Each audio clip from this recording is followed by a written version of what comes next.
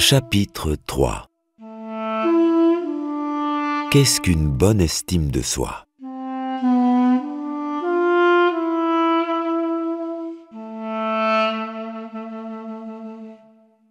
Rien m'agite, rien ne m'ébranle. Louise Weiss. Ben dis donc, il y en a des choses à savoir. Ma plus jeune fille, qui a 7 ans, est impressionnée par l'amoncellement des feuilles, fiches, livres, revues et autres documents qui envahissent mon bureau. Tout ça, c'est pour ton nouveau livre? Oui. Il est où? Je lui montre le manuscrit, qu'elle feuillette poliment. Pfff, il y en a des mots.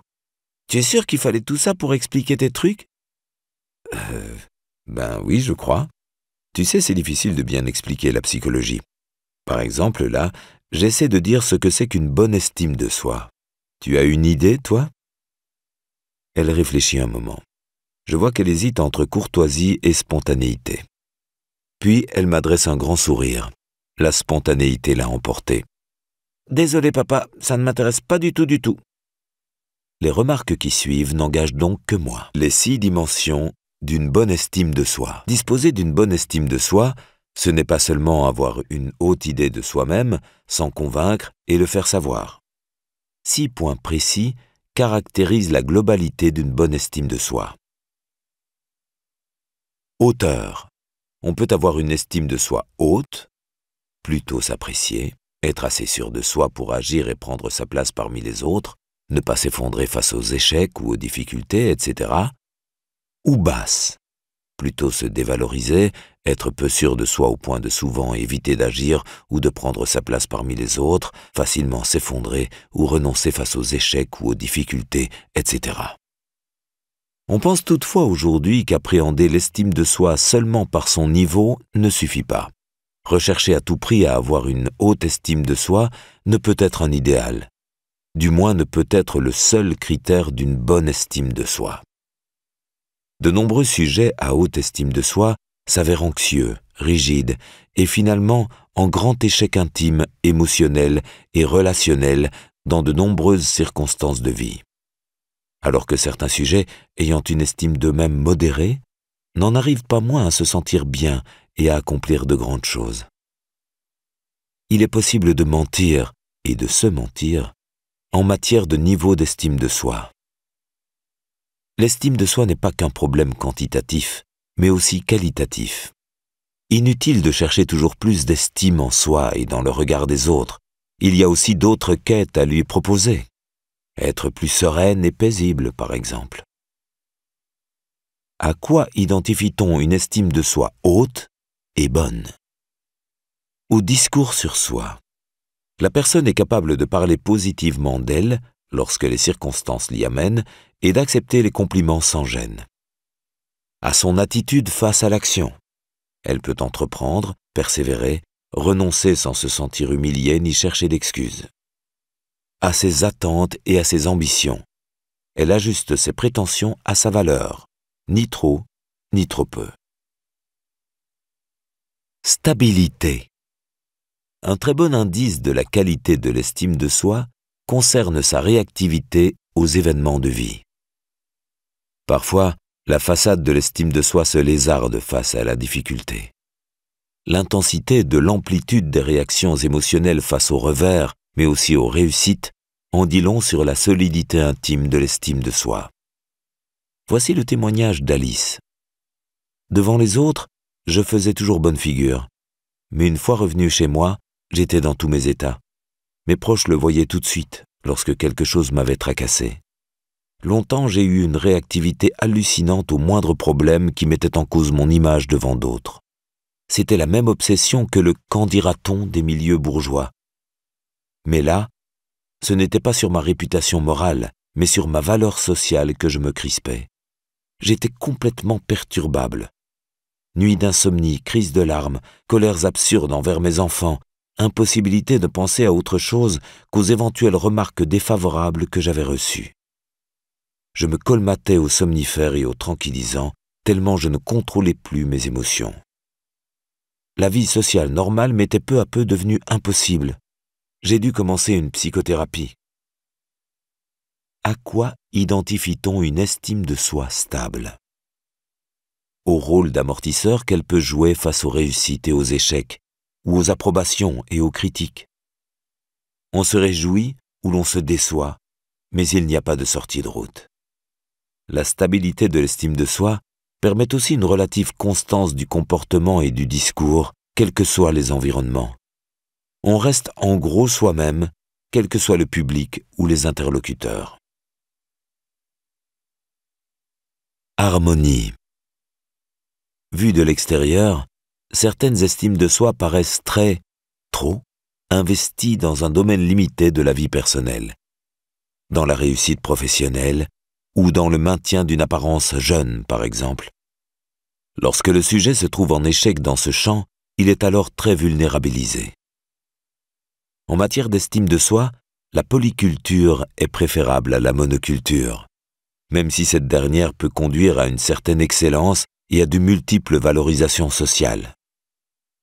L'estime de soi peut s'exprimer dans divers champs, notamment l'apparence physique, la conformité, être comme les autres, l'acceptabilité et la popularité, se rendre aimable et apprécié, le succès et le statut, se rendre supérieur à la majorité des autres. Dans certains milieux, métiers manuels, cours de récréation et quartiers difficiles, la force et l'habileté physique contribuent également à l'auto-estime. Mais plus ces domaines seront nombreux, plus ils permettront des réparations croisées. Relativiser un mauvais passage professionnel en s'appuyant sur ses amis, ou ne pas se noyer dans un chagrin d'amour grâce à son travail. Cela n'annule pas la peine, mais cela l'apaise en partie, et permet de ne pas se résumer à elle, ni de s'y abîmer. À quoi identifie-t-on une estime de soi harmonieuse? À la multiplicité des intérêts de la personne, à ce qu'il n'existe pas, ou peu, de grands écarts entre personnes privées, en famille ou avec les proches, et personnages publics, dès que les autres regardent. À la capacité de se réparer dans un domaine si on est en échec dans un autre, au lieu de tous les dénigrer en cas de difficulté dans le domaine surinvesti. À l'aptitude à ne pas sombrer dans l'amertume si l'on connaît des revers répétés ou une baisse de rayonnement, contrairement aux tristes discours servis parfois par des stars déclinantes ou des leaders en perte de vitesse. Autonomie. Certaines estimes de soi dépendent principalement de facteurs externes, tels que le succès financier ou statutaire, l'apparence physique. D'autres sont plus centrées sur l'atteinte de valeurs, la pratique de vertus, ou supposée telle aux yeux de la personne, se montrer gentil, serviable, solidaire, généreux, honnête, etc. Investir son estime de soi dans des objectifs internes semble lui conférer plus de résistance et de solidité, sans doute parce que ces objectifs internes permettent de moins dépendre de validation de l'environnement, de moins induire de risques de conformisme inquiet. Ce qui compose chez chacun de nous le sentiment de valeur personnelle repose sans doute sur une sorte de continuum, du plus intime, pratique de ce qui nous semble vertueux, au plus extime, cette extériorisation de l'intimité selon l'expression de l'écrivain Michel Tournier, succès, apparence physique. À quoi identifie-t-on une estime de soi autonome? C'est surtout l'autonomie par rapport aux pressions sociales sur ce qu'il faut avoir, faire ou montrer pour être, ou se sentir ou se croire estimé des autres. Voiture, conjoint, enfant, etc. Et pire, voiture de telle marque, conjoint comme il faut, beau ou chic ou de bonne manière, et enfant réussissant scolairement, etc. La capacité de supporter le rejet ou le désaveu en termes de soutien social, les traversées du désert, sont aussi de bons marqueurs de l'autonomie de l'estime de soi. Coût. L'estime de soi, pour rester à niveau, nécessite des stratégies de maintien, de développement, de protection. C'est le domaine de recherche dans lequel le plus de travaux ont été conduits récemment. En effet, il apparaît que certains individus sont amenés à faire des débauches d'énergie très importantes pour protéger ou promouvoir leur estime de soi.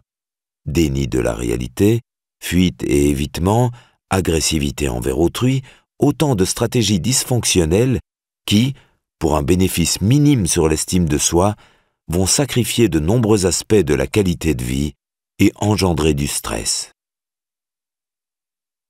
À quoi identifie-t-on une estime de soi économe en énergie psychologique? Principalement par l'impact émotionnel modéré des événements de vie mineurs, par le bas niveau général de stress et le peu de crispation ressentie et perceptible de l'extérieur lors des réponses aux critiques et au peu de justification en cas de remise en question. Au contraire, une estime de soi économe fait preuve, comme dans les arts martiaux orientaux, d'une capacité à se nourrir tranquillement des critiques et à leur manifester de l'intérêt plutôt que de vouloir les éviter ou les annihiler. Place centrale et importance des questions liées à l'estime de soi dans la vie de la personne. À quel point accordons-nous de l'importance à notre image, à l'opinion que les autres ont de nous, à notre amour-propre? Réagir aux critiques sans se sentir offensé ou parfois choisir de ne pas y réagir. Est-ce que la défense ou la promotion de notre image occupe une place centrale dans notre esprit et nos efforts? Ou simplement une place légitime, sans excès?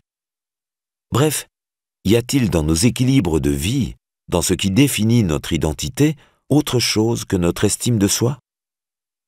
Nous verrons un peu plus loin l'exemple, à ne pas suivre, des personnalités narcissiques, chez qui la question de l'estime de soi est centrale et vitale, mais aussi envahissante. À quoi identifie-t-on une estime de soi non surinvestie? Au fait que les blessures d'amour-propre ne contaminent pas l'ensemble de nos pensées, activités ou états émotionnels. À la capacité de digérer les échecs sans drame, de ne pas surveiller en permanence tous les petits indices qui témoignent de notre statut, de se contenter d'être apprécié sans avoir besoin d'être célébré. À la possibilité de poursuivre des objectifs qui ne nous rapporteront rien en termes de prestige social ou d'image. Agir gratuitement en termes d'estime de soi. Certains en sont incapables. Mais cela peut s'apprendre. Les bénéfices d'une bonne estime de soi. Ils sont multiples. Nous parlerons largement dans ce livre de l'estime de soi comme source de motivation interne, rendant l'action plus facile et permettant de persévérer face à l'adversité. Nous parlerons aussi beaucoup de la nécessaire résistance aux influences sociales et à la protection de son identité. Ce sont deux autres manifestations bénéfiques de l'estime de soi que nous allons ici aborder. Tout d'abord, l'effet de protection et d'autoréparation. L'estime de soi facilite la résilience face aux événements de vie adverses. Elle ne fonctionne pas de façon mécanique, comme le ferait un bouclier qui rendrait indifférent aux difficultés, mais comme une protection de type immunitaire, facilitant la cicatrisation rapide des blessures émotionnelles. Il existe d'assez nombreux travaux sur l'impact émotionnel à court et à moyen terme des échecs. Quelle que soit la qualité de l'estime de soi, les échecs sont toujours émotionnellement douloureux. Lorsque quelqu'un dit être indifférent aux échecs, il nous en apprend davantage sur la force de ses mécanismes de déni que sur celle de son estime de soi. Car c'est sur la rapidité de la réparation qui a lieu ensuite que les différences se manifestent. Certains se reconstruisent très vite après un échec, d'autres le ruminent longuement. La vérité de l'estime de soi est là, dans sa fonction autoréparatrice, lors de l'après-crise, plus que pendant la crise elle-même. Autre bénéfice, ensuite, l'effet favorable sur la santé somatique, et pas seulement sur le plan psychologique, ce qui paraît la moindre des choses.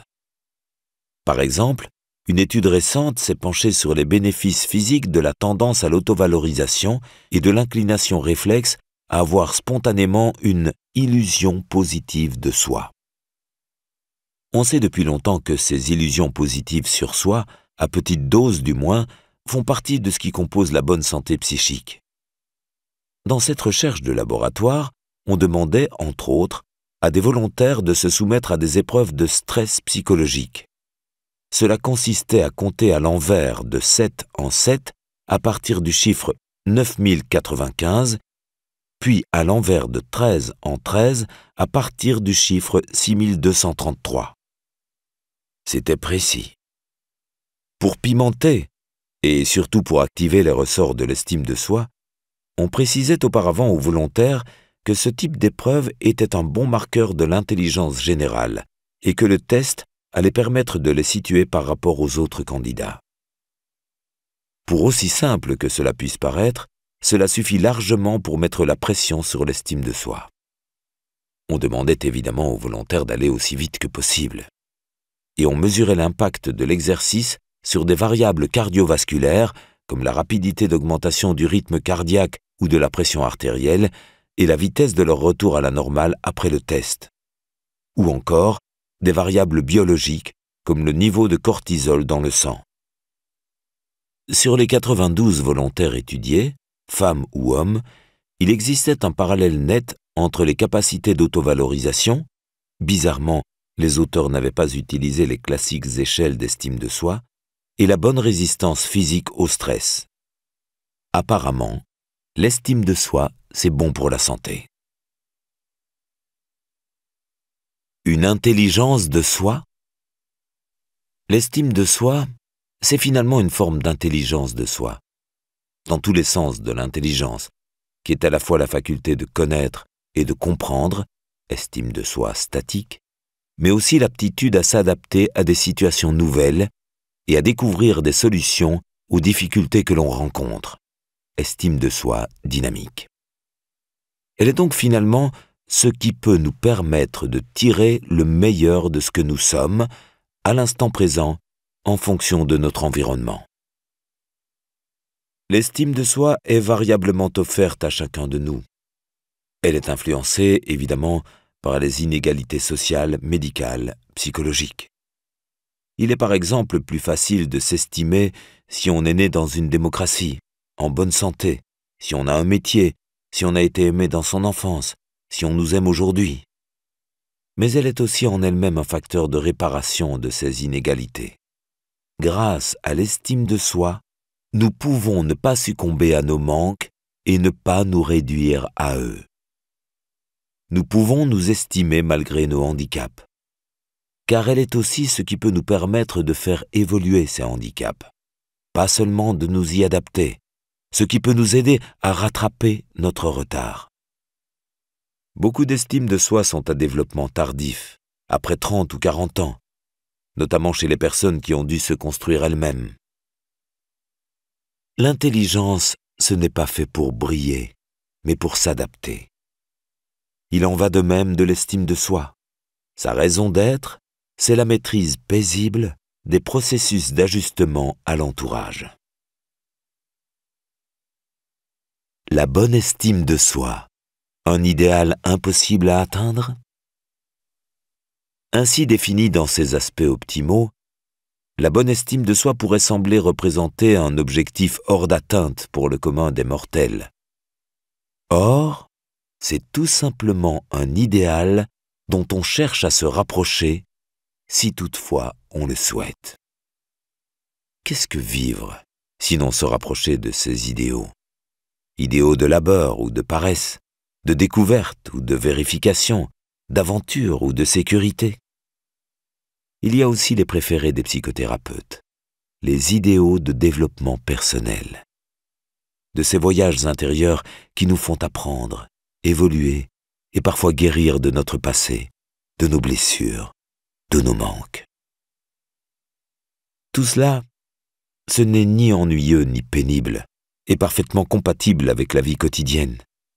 Se rapprocher de son idéal, c'est même plutôt intéressant, à condition de se mettre sur le bon chemin, avec les bons moyens, et d'apprendre à surmonter quelques mauvaises habitudes qui, nous allons le voir, se trouvent souvent placées sur la route.